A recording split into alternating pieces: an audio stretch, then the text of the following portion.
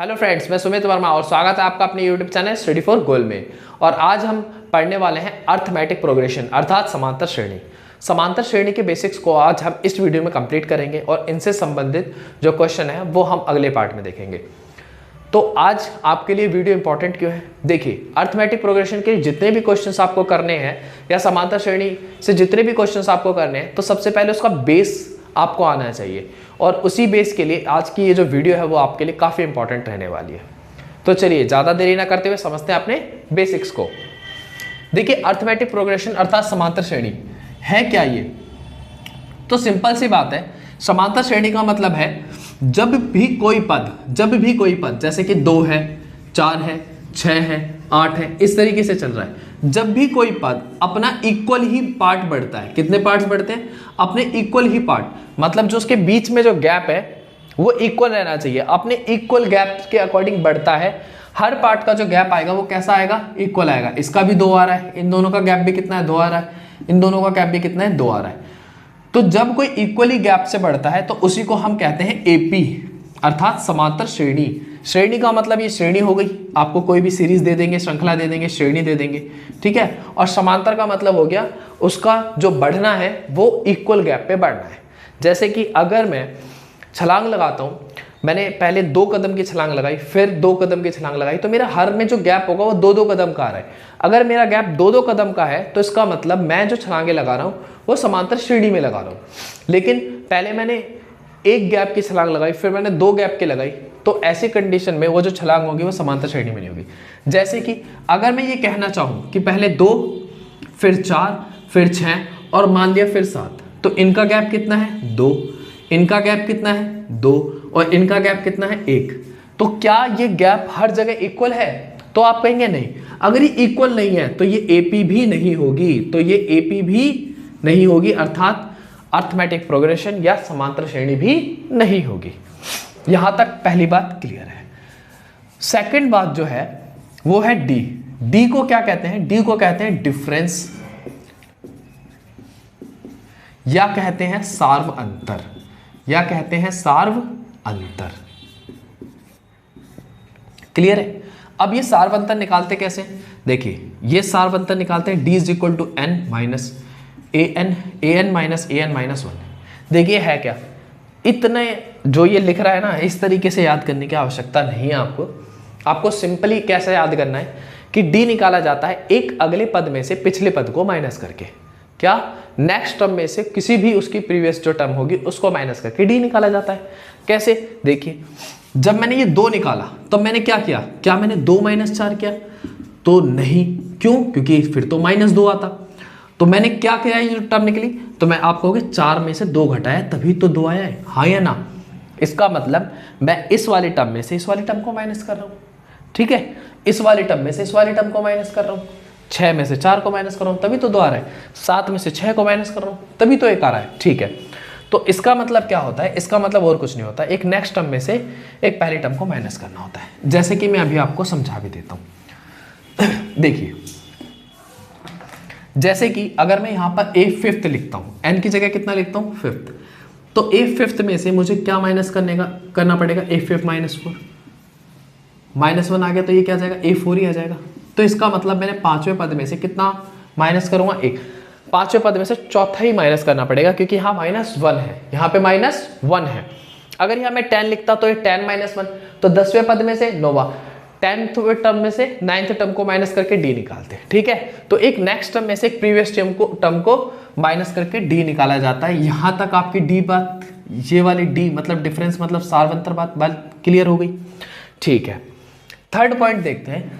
Third point क्या होता है? जैसे कि ये लिखा है a1, ये लिखा है a2, ये लिखा है a3, ऐसे लिखा हो सकता है कोई भी an।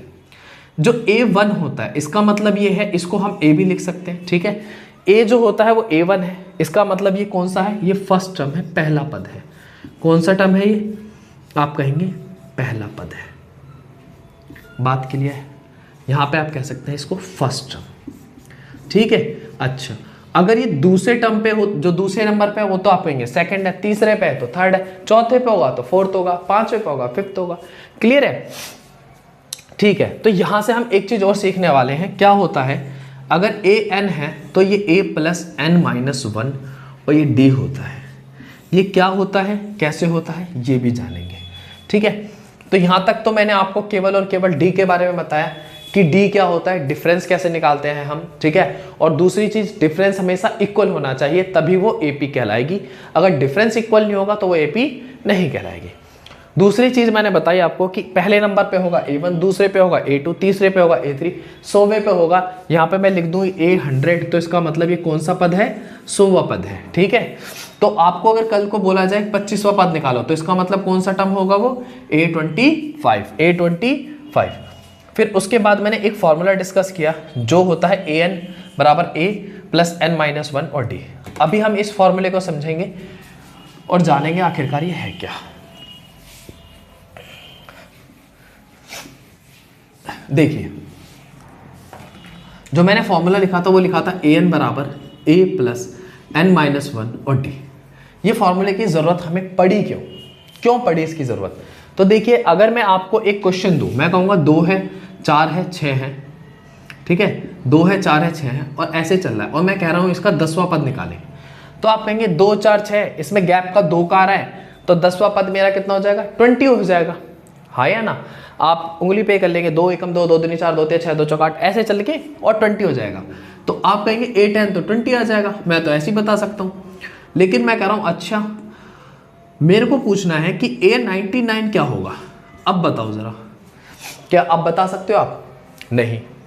तो देखिए, इसको निकालने के लिए हम कोई सा भी पद किससे ज्ञात कर सकते हैं, AN फॉर्मूला से ज्ञात कर सकते हैं। देखिए कैसे, कौन सा पद बोला उसने, A99, तो यहाँ पे मैं 99 लिख दूंगा। ठीक है, बराबर A फर्स्ट कितना है, आप कहेंगे 2 है, प्लस N कितना है, ये AN होता है, यहाँ पर N होता है, N मतलब जो भी नंबर है टर्म, ठीक है ना, कौन सा पद निकालना है, तो नंबर ऑफ टर्म, तो n कितना है 99 माइनस 1, और d कितना है, तो अभी मैंने सिखाया था d कैसे निकालते हैं, किसी भी बाद वाली टर्म में से पहले वाली टर्म माइनस कर दो। आप चाहे तो 6 में से 4 माइनस कर लो या 4 में से 2 माइनस कर लो, तो आपका जो d निकलने वाला कितना निकलेगा, तो आप कहेंगे 2 निकलेगा। कितना निकलेगा, 2। तो यहाँ पे लिख देते हैं 2। तो देखिए, ये 2 प्लस ये 98 हो गया, इंटू में 2, सबसे पहले मल्टीप्लाई करते हैं, 8 दूनी 16, 1 9 दूनी 18 और 1 19 जमा 2, 198। कितना आ गया आपका 99वां टर्म आ गया 198। आई होप यहां तक बात क्लियर होगी। यहां तक बात क्लियर है तो समझते हैं इसका अगला पॉइंट, या पहले एक क्वेश्चन और डिस्कस करते हैं, उसके बाद हम एक अगले कदम पे चलेंगे।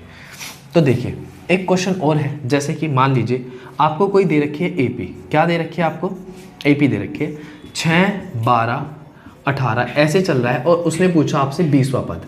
कौन सा पद पूछा, 20वां। तो आप क्या करेंगे, A20, तो उसके लिए A कितना है 6 प्लस 20 है, तो उसको 19th D लिख सकते हैं, एक D कम लिख सकते हैं, एक D कम लिख सकते हैं। आखिरकार ऐसा क्यों होता है, देखिए हमेशा n में से कितना माइनस होना है, 1 ही माइनस होना है। तो अगर मैं यहाँ पे 20 लिखकर भी करता, जैसे कि अगर मैं बोल देता यहाँ पर कि 20 माइनस 1 भी करता और यहाँ पे d लिख देता, तो भी तो 19 ही आता, 19 ही आता ना। तो इसीलिए हमेशा 1 माइनस होता है, तो हम इसको डायरेक्ट लिख सकते हैं, A20 टर्म को क्या लिख सकते हैं, A प्लस 19D। ठीक है, A का मान 6 है प्लस 19 और D का मान कितना है, तो आप कहेंगे 6 है। कितना है, 6। बाद में से पहले वाला टर्म माइनस करेंगे। ठीक है, यहां पे करेंगे 6 9 54, 5 6 कम 4 5 11 प्लस 6।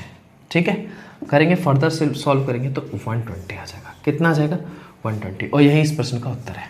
तो A 20 निकाल लिया। अगर मैं कल को कहूंगा कि A 45 निकालो, तो आप क्या कहेंगे, A प्लस 44D हो जाएगा, हाँ या ना। कल को मैं कहूंगा कि A 96 निकालो, तो आप कहोगे A प्लस 95D हो जाएगा। अब मैं कहूँगा एक D कम क्यों हो रहा है, तो आप कहोगे जो n है उसमें से कितना माइनस होता है, 1 माइनस होता है, इसीलिए यहाँ पर 45 था तो 44D लिखा, 96 था तो 95D लिखा। यहाँ तक बात क्लियर है, ओके। आप इसको मेरे साथ साथ ये नोट करते चलना, ठीक है। अब एक आगे समझते हैं। अब आपको क्या करेगा, आपको वो कुछ क्वेश्चंस दे देगा, जैसे कि सपोज दैट, अभी तो मैं बेसिक क्वेश्चन ही डिस्कस करूंगा। ठीक है, जैसे कि उसने दे दिया 6 और 6 के बाद दे दिया 13, 13 के बाद दे दिया 20, 20 के बाद दे देगा 24 और वो ऐसे पूछ रहा है। वो कहेगा क्या ये एपी है, क्या ये एपी है? तो आप कहेंगे पहले यहाँ पे डी निकालते हैं। तो डी कैसे निकालेंगे? तो आप कहोगे डी फर्स्ट हो जाएगा 13 माइनस 6 कितना आ जाएगा 7। D2 जो यहाँ पे D है वो निकालेंगे, कितना आ जाएगा 20 माइनस 13 तो भी कितना आ रहा है 7। तो अभी कहेंगे हाँ D इक्वल आ रहा है। अगला है D3 वो कितना आ जाएगा 24 माइनस 20 तो यहाँ पे कितना आ रहा है 4। मैंने क्या बात कही थी? मैंने कही थी अगर D इक्वल है, अगर D इक्वल है, अगर D इक्वल है तो AP है और अगर D इक्वल नहीं है तो AP नहीं है। तो यहाँ पर तो 7 आ रहा है, ठीक है, यहाँ भी 7 आ रहा है, ठीक है, लेकिन यहाँ पे कितना आ रहा है 4। तो इसका मतलब मैं कह सकता हूँ कि ये AP नहीं है, ये AP नहीं है। बात क्लियर है यहाँ तक? ठीक है। अगर ये AP होती फिर वो हमसे आगे पूछता कि इसका 10वां पद निकालो, 5वां पद निकालो, कोई सा भी टर्म पूछ लेता तो हम उस टर्म को निकाल सकते थे। यहाँ तक बात क्लियर है? ठीक है। तो देखें, अगर यहाँ तक बात क्लियर है तो एक क्वेश्चन और देखते हैं। जैसे कि एक क्वेश्चन और, सपोज दैट एक क्वेश्चन दे रखा है। अब अगर वो बोल रहा है कि इफ AP, अगर उसने AP दे ही रखी है, जैसे कि वो दे रहा है 8, 16, 24 ऐसे दे रहा है, ठीक है, ओके, और लास्ट में वो कोई टर्म दे रहा है, ये कोई टर्म दे रहा है ये। अब उसने पूछा है कि ये इसका कौन सा पद होगा, ये इसका कौन सा पद होगा, ठीक है ना, 560 जो है वो कौन से नंबर का टर्म होगा। तो आपको क्या करना है, आपको an दे रखा है, an कितना दे रखा है 560, ठीक है ना, 560 दे रखा है ना, 560 an, ठीक है, an ये दे रखा है, ओके, बराबर a कितना दे रखा है, तो आप कहेंगे 8 दे रखा है, प्लस n पता है नहीं -1 और d पता है, हाँ कितना आ जाएगा 16 minus 8 is equal to 8। d is equal to कितना आ जाएगा 16 माइनस 8 इज इक्वल टू 8। तो d हमारा 8 हो गया। देखिए अब इसको सॉल्व कैसे करना है, यहाँ पर सॉल्व करने का तरीका देखना। पहले आप इसको इसमें से माइनस करेंगे तो 560 minus 8 is equal to n minus 1 और ये आ गया d। इसकी गुणा इसमें नहीं करनी है, क्यों नहीं करनी है वो भी बताऊंगा। तो आप जब इसको घटाएंगे तो आ जाएगा 5, 5, 2 और इसको 8 को नीचे लेकर आओ, क्यों? क्योंकि यहाँ ये मल्टीप्लिकेशन में तो यहाँ पे आ जाएगा डिवाइड में। काटें इसे, 8, 8 सिंह 48, कितना बचा 7, 8 निम 72।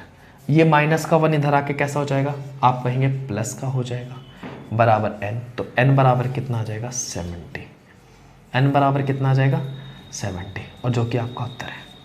देखिए कभी भी अगर AP है, कभी भी AP है तो n क्या नहीं हो सकता, n नेगेटिव वैल्यू नहीं हो सकती, ठीक है, n डेसिमल में नहीं हो सकता, ठीक है, या n फ्रैक्शन भी नहीं हो सकता।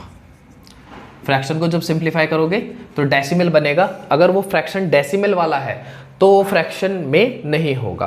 क्लियर है? मतलब n की जो वैल्यू है एब्सोल्यूट वैल्यू आएगी, पूरे की पूरी इंटीजर वैल्यू आएगी। क्लियर है यहाँ तक? ठीक। तो इसीलिए सबसे पहले यहाँ देना और ये 8 से डिवाइड करना है। अगर ये 8 से कंप्लीटली डिवाइडेड है तो आपने यहाँ तक सही किया है, लेकिन अगर 8 से कंप्लीटली डिवाइडेड नहीं आ रहा है, यहाँ पॉइंट में आ रहा है, तो इसका मतलब है आपने यहाँ पे एक कुछ ना कुछ गलती की है। आपके जो यहाँ से सॉल्यूशन कर रहे हो उसने कैलकुलेशन की कुछ ना कुछ मिस्टेक है। क्लियर है? तो यहाँ पर जो ये डिवाइड करोगे हमेशा, जो इस डी को लेकर आओगे डिवाइड करोगे हमेशा, तो यहाँ पर n का मान पूरे की पूरी तरीके से कट के आएगा ही आएगा। ठीक है, यहाँ तक बात समझ में आई? ठीक। जैसे कि एक क्वेश्चन और ले लेता हूँ मैं, ठीक है, आप इसे उतार लीजिएगा। एक क्वेश्चन और लेता हूँ। जैसे कि कोई क्वेश्चन है, यहाँ पर दे रखा है, ऐसे ले लेते हैं, 4 से ले लेते हैं, चलो 4 के बाद दे रखा है 8, ऐसे दे रखा है 12, और ऐसे ऐसे चल रहा है, ठीक है। और यहाँ दे रखा है 240, कितना दे रखा है 240। तो अब हमें n निकालना है, तो n कैसे निकालेंगे? देखो n की an की जगह कितना है 240, ओके, क्योंकि इसी का पद तो निकालना है कि ये कौन सा पद है। अगर इसी का पद निकालना है तो यही हमारा an हो गया, बराबर a कितना है, आप कहेंगे 4, प्लस n पता है नहीं -1, और d कितना है, तो आप कहेंगे 8 में से 4 गया 4 आ जाएगा d। बात यहाँ तक क्लियर है? पहले इसको अगर मैं 4 को इसमें से माइनस करूँगा तो कितना आ जाएगा? 236 आएगा। यस और नॉट? ये इधर होके माइनस आ जाएगा। अच्छा, अब ये मल्टीप्लीकेशन में है तो ये कहाँ पर आएगा? डिवाइड में आएगा। कहाँ आएगा? डिवाइड में। तो क्या ये कंप्लीटली डिवाइड होगा? हाँ, ये कंप्लीटली डिवाइड होगा। अगर नहीं होगा तो इसका मतलब या तो क्वेश्चन गलत है या आपकी कैलकुलेशन गलत है। 4 पंचे 20, 3 बचा 4 निम 36, कितना आ गया? 59। ये माइनस का इधर आएगा 1, बराबर है। और ऐसा क्यों होगा बताइए कंप्लीटली? क्योंकि n जो होगा वो अपने आप में पूर्ण होगी। पूर्ण, क्योंकि पहले पद पाएगा, दूसरे पद पाएगा, तीसरा पद पाएगा। क्या आप ये कह सकते हैं कि 1.5वें पद पाएगा? नहीं ना। तो इसीलिए n का मान ना तो नेगेटिव होगा और ना ही पॉइंट में हो सकता है। यहां तक बात क्लियर है, जो कि हमने यहां पर अपने 2 क्वेश्चन से समझने की कोशिश की है। ठीक है, अब आगे आपको क्या पता होना चाहिए? एपी के बेसिक में आप आगे आपको पता होना चाहिए कि सम, हम इसका सम भी निकालते हैं। क्या निकालते हैं? सम भी निकालते हैं। तो अगर हमें कोई डाटा दे रखा है, सपोज दैट यही दे रखा है, तो हमें इनका टोटल योग कितना होगा, टोटल सम कैसा होगा, तो सम निकालते हैं। तो सम कैसे निकालते हैं? सम हम 2 तरीके से निकालते हैं, एक n/2, 2a + n-1 और d। ठीक है, ओके। सेकंड जो यूज करते हैं, देखो फर्स्ट से ही निकाला गया है, जनरेट किया गया है सेकंड। ठीक है, तो ये कब करते हैं? ये n/2 पहला पद और लास्ट वाला पद। लास्ट वाला पद जैसे कि यहाँ पे लास्ट कितना है? 240 है, ये an है, तो यही हमारा लास्ट टर्म हो जाएगा। ये यहीं पे कितना आ जाएगा? 240 आ जाएगा। अब जैसे कि यहाँ पर मेरे क्या था? n बराबर कितना आया था? 60 आया था। ठीक है, अगर अब मुझे इसका सम निकालना हो तो मैं कैसे निकाल सकता हूँ? तो n 60 था तो 60 पदों का योग निकालना है। कितने पदों का योग निकालना है? क्योंकि ये 60 टर्म थे तो 60 पदों का योग निकालना है। ठीक है, तो यहाँ पे x 60 हो जाएगा, बराबर n का मान 60/2। फर्स्ट टर्म कितना है? तो आप कहेंगे 4 है। लास्ट टर्म मतलब कहाँ तक निकालना है? तो आप कहेंगे 240 तक निकालना है। तो ये रहा, इससे काटेंगे कितना आएगा? 30, बराबर हो जाएगा 30, ये कितना हो जाएगा? 244। मल्टीप्लाई कर दीजिए, 4 × 12 हासिल 1, 4 × 12 और 1 13 का 3 हासिल 1, 3 दूनी 6 और 1 7 और 0। तो यहाँ तक जो S60 मतलब ये 60 पदों का योग है वो कितना आ जाएगा? 7320। 7320। तो क्या ये तरीका इसमें लगाते तो भी आंसर सेम आता? हाँ, आंसर सेम आता।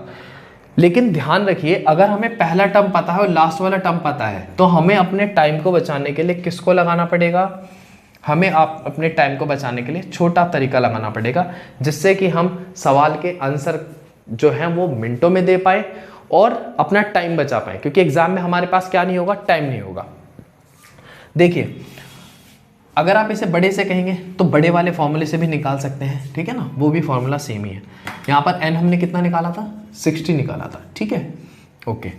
तो अब आप कहेंगे यहाँ पर n कितना आएगा? देखिए S60 का मान निकालना है, n कितना आएगा? 60/2। ठीक है, यहाँ पे 2 है, a कितना है आपका? आप कहेंगे 4 है, प्लस n है, n-1, तो बताइए कितना लिखूंगा? 59, और d का मान कितना है? 4 है। फर्दर सॉल्व करो तो ये कितना आ गया? 30 आ गया। तो आप इसे कहेंगे 30, 4 दूनी कितना हो गया? 8, 4 2 8, प्लस 4 निम 36 का 6 से 3, 5 चौक 20 और 3 23। जब आप इसको फर्दर सॉल्व करेंगे तो कितना आ जाएगा? 244 इंटू में 30। देखिए, इसमें भी कैलकुलेशन करने पर 7320 यही आया। ठीक है, यही आया ना। तो इसमें भी कैलकुलेशन करने पे यही आया। तो हमें अपना समय बताना है। जहाँ पर हमें लास्ट टर्म पता होता है वहाँ पे हम SN का ये वाला मेथड यूज़ करते हैं। जहाँ पर नहीं पता होता या बाकी चीज़ें निकालनी होती है वहाँ पर हम कौन सा यूज़ करते हैं? बड़े वाला यूज़ करते हैं। तो चलिए 1-2 क्वेश्चन से इसको और बेहतर समझने का प्रयास करते हैं। जैसे कि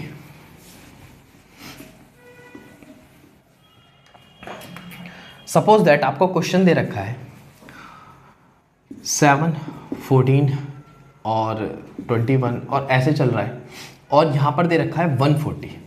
क्या दे रखा है? 140। अब वो कह रहा है कि इसके SN निकालो, सम निकालो। ठीक है, अब सम तो हम तब निकाल सकते हैं जब हमें ये पता हो कि n कितना है। तो n हम कैसे निकालेंगे? an का तरीका यूज करके। तो a कितना है हमारा? an में पहले an कितना है? 140, बराबर a कितना है? 7, प्लस n-1, और d कितना है मेरा? 7 ही है। तो पहले इसको इधर माइनस करेंगे, कितना आ जाएगा? 40 में से करेंगे तो बताइए। तो आप कहेंगे 133। 3 आ जाएगा। कितना आ जाएगा 133। और ये 7 कहाँ आएगा इसके नीचे, क्योंकि मल्टीप्लाई में है तो यहाँ पे डिवाइड में आ जाएगा -1। 7 एकम 7 कितना बचा 6, 7 निम 63। 19 इधर से आ जाएगा, कैसा हो जाएगा प्लस बराबर n।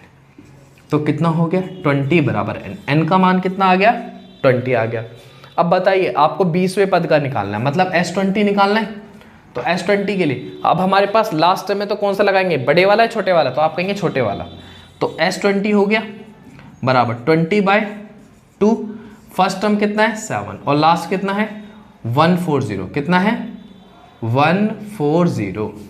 तो इससे काटेंगे कितना आएगा 10। तो हो गया 10 गुना में 147 और इसका फर्दर सॉल्व करेंगे कितना आ जाएगा 1470।